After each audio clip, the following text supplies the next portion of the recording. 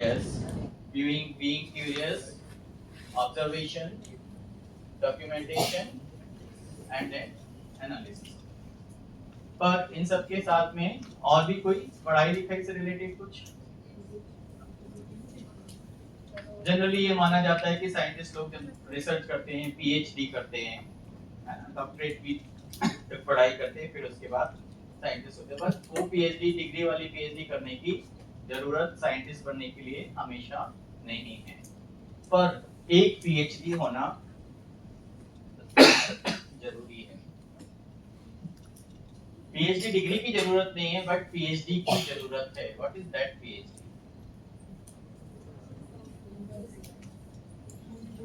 क्या पीएचडी होना चाहिए आपके पास में पीएचडी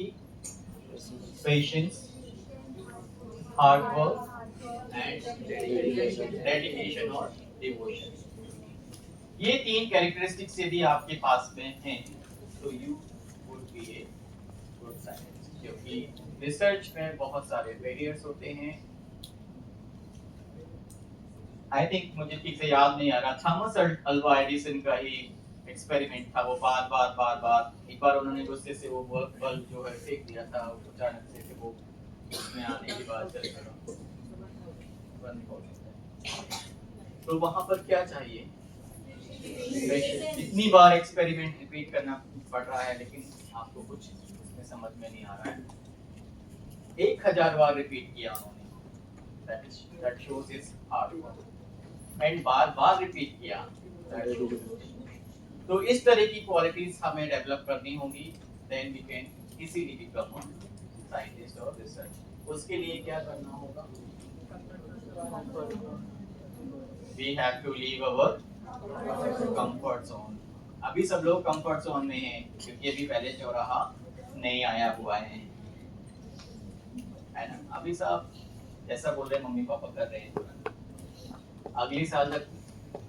सब्जेक्ट लेने जाएंगे तब थोड़ा सा डिस्कम्फर्ट लगेगा अरे मेरे तो मैथ्स में कम मार्क्स हैं और पापा बोलते हैं इंजीनियरिंग में जाना है डिस्कम्फर्ट हो जाएगा सो अभी क्या फील कर रहे हैं feel safe everything is in control but you have to leave this situation इस सिचुएशन में if you want to grow you have to leave your comfort zone और जैसे ही कंफर्ट जोन आप छोड़ेंगे you will enter into the fear zone अब क्या होगा मुसीबत है ना lack of self confidence oh my God maths ले तो लिया लेकिन समझ में कुछ नहीं आ रहा है साइंस ले लिया लेकिन समझ में नहीं आ रहा है तो थोड़ा सा घबराहट होती है कभी कभी स्कूल जाने का मन भी नहीं करता है so we find excuses अरे आज मेरी तबीयत ठीक नहीं है ठीक टेस्ट होने वाला है अवॉइड पीपल जो मैम या सर बहुत शिद्दत से पढ़ाते हैं उनको अवॉइड करना चालू कर देते हैं अरे वो पूछेंगी मैम पूछेंगी इसके सवालों के तो एकदम कोने वाली बेंच पे जाके बैठते हैं ताकि मैम की नजरों से या सर की नजरों से बच जाए घर में मम्मी पापा से भी दाएं बाएं रहते हैं खासकर से पापा वैसे ही बिजी रहते हैं तो बचने की कोशिश करते हैं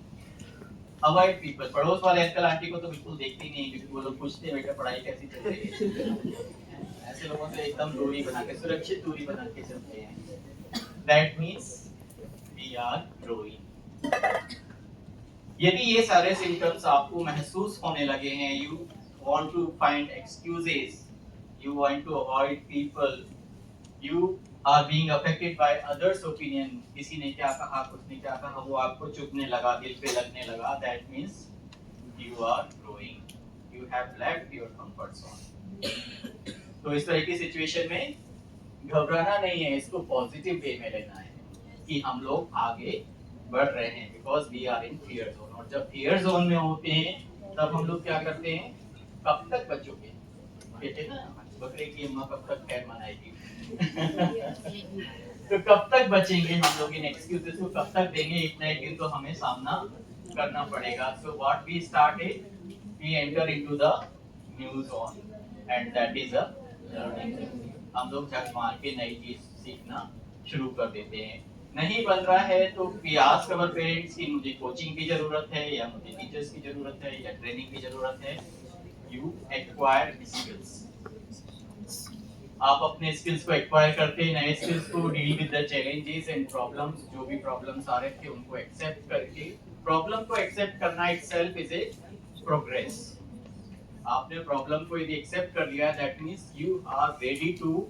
सॉल्व नाउ। आपने अभी सॉल्व नहीं किया है but you become ready, so it's again a positive sign, you are growing now. तो लर्निंग जोन में फिर आपने नए स्किल्स डेवलप किए, now you feel more content, आपको थोड़ा सा कॉन्फिडेंस आ जाएगा कि हाँ ठीक है, अब तो मैं नेट क्वालिफाई कर लूंगा, नीट क्वालिफाई कर लूंगा या जे डबल ई क्वालिफाई कर लूंगा। And now you extend your comfort zone. नए स्किल सीखने के बाद आप फिर से एक नए कंफर्ट जोन में, आपका नया कंफर्ट जोन थोड़ा सा और बड़ा हो जाता है। Now what will happen, it will lead to your growth. आप अपना अचीव जो भी टारगेट सेट किए हैं आप उनको पाने की कोशिश करेंगे। Then you find some purpose कि क्यों आपने साइंस लिया, आपको अच्छा लगने लगेगा। यदि आपने मेडिकल फील्ड में एंटर कर गए हैं तो then you find purpose, okay I want to become a doctor या इंजीनियर बन गए या whatever the field you have decided. If you Sandeep ये कोई मीटिंग कर रहे हैं, so now you set new goals, conquer objectives and this is a continuous process। एक के बाद एक, कहते हैं ना अभिमन्यु की तरह हम लोग पूरी जिंदगी जब तक हमारी जीवन होता है हम एक चक्रव्यूह में चलते रहते हैं एंड उस चक्रव्यूह को पार करना ही हमारी ग्रोथ होती है। So be ready every time, be prepared yourself कि आपको कंफर्ट जोन छोड़ना है, फेयर जोन में आना है, फिर अगेन लर्निंग जोन में आना है, फिर ग्रोथ जोन में आना है। ग्रोथ जोन में आने के बाद फिर नए आपने टारगेट यदि सेट कर लिए, यदि ग्रोथ जोन में आने के बाद फिर से वही स्टैग्नेंट रहे तो you will be in comfort zone, लेकिन वो भी बहुत समय तक नहीं रह पाएंगे। You have to leave that zone again. So this is the basic qualities you need to become a scientist. CDRA के बारे में हम लोग ऑलरेडी बात कर चुके हैं, जिन्होंने छत्र मंजिल नहीं देखा है दे कैन सी हियर। 1951 से लेके 2012 तक हम लोग इसी बिल्डिंग में रहे। Now it is transfer to the ASI, Archaeological Survey of India को दे दिया गया है और आर्कियोलॉजिकल सर्वे ऑफ इंडिया ने इसको टूरिज्म डिपार्टमेंट को दे दिया है। थोड़े दिनों में यहाँ पर आप एक हेरिटेज होटल देखेंगे और हो सकता है किसी शादी में आप वहाँ पर जाएं। Earlier it was proposed to become a science museum, but I don't know why government has chosen to make it a converted it a heritage hotel. Anyway, but 17 फरवरी 1951 से सीडीआरआई अभी तक लगातार काम कर रहा है और सीधी अनुसंधान में हम लोग 75वें साल में चल रहे हैं। इस समय हमारा संस्थान जो है इस बार अपना 75वां समारोह मना रहा है।